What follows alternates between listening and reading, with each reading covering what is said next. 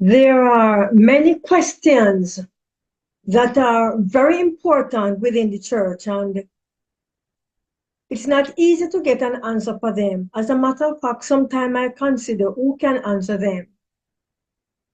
Question like, what is the reason that there are many found in our churches who are not settled, they are not rooted and grounded in the truth? Question like that. Why, simple, why are people in the church not rooted, they are not grounded in the truth? They move about with every wind of doctrine. That's one question. Another question that is asked is, why are there found in the church those who walk in darkness and have no light, whose testimony are half-hearted, cold, they are full of complaints? Why?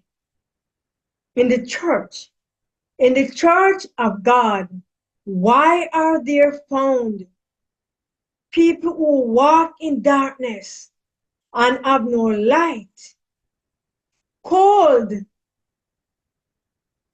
and full of complaints? If you can add to the list a third question, why are there those whose feet seems ready to stray into by forbidden path, who always have a pitiful tale to tell of temptation and defeat? You'll find that within the church. People are quick to tell you what has happened to them, and it's not the good, it's the negative, and why they never overcome. They are defeated. If you look, there are many questions, important questions that need answering. Another question could be, have the members of the church felt their responsibility? Many of us were going to church from day to day, but do we really felt our responsibility?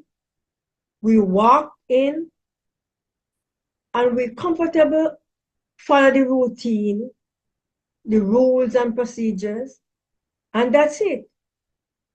But what about the talent that you were given, the hidden talent that you're not using? That talent that you have received is to help win soul to Christ. You have to give an account to God and the judgment. So use your talent wisely.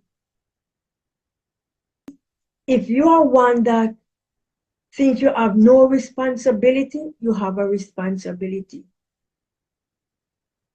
The fifth question of importance would be, have the elders and deacons of the church looked after the weak and the strained ones? Elders and deacons, are they looking after the weak and the strained ones? These are questions that we need to ponder and to act upon.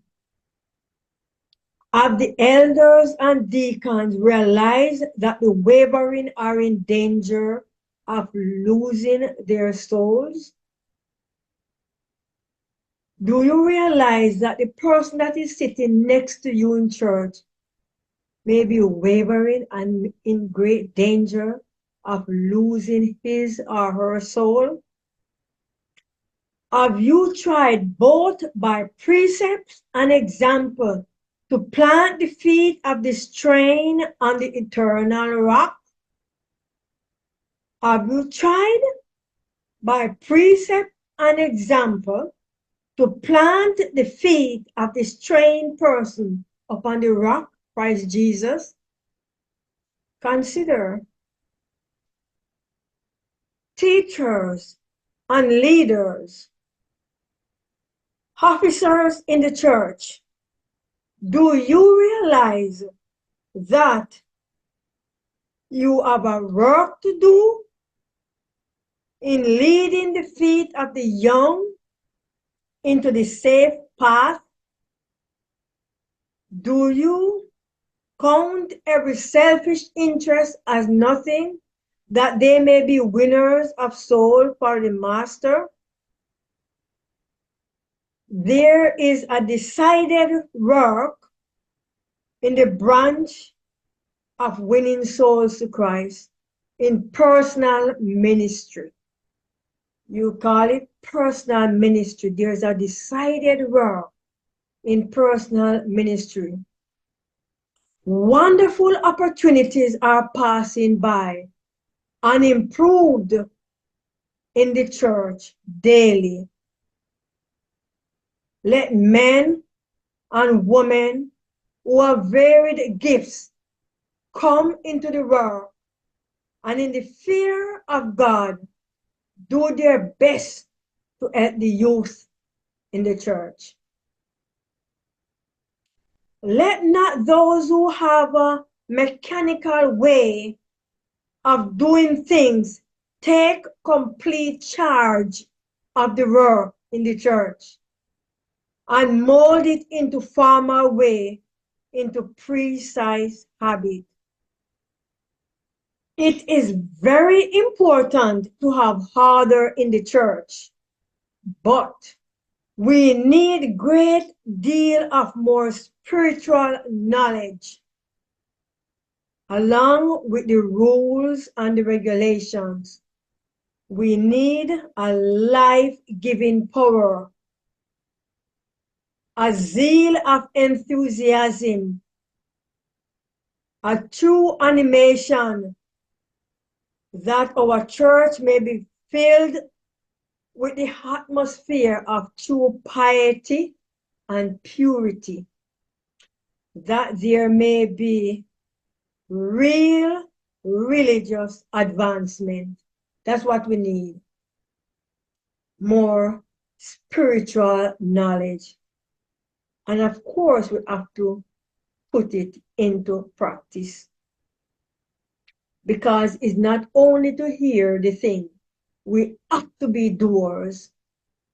The Lord says, those that love me do this. Those that love me keep my commandment. So there is work to be done. The fear of the Lord must be cultivated through the church. Leaders and officers should not be satisfied with a dead, formal process. They need to set every agency at work, that the church become the noblest, most efficient church in the world. This should be the object and ambition in every worker in the church of God. Spiritual advancement, order, rules, regulation. Most of all that is above everything should be spiritual knowledge being practiced and put into place.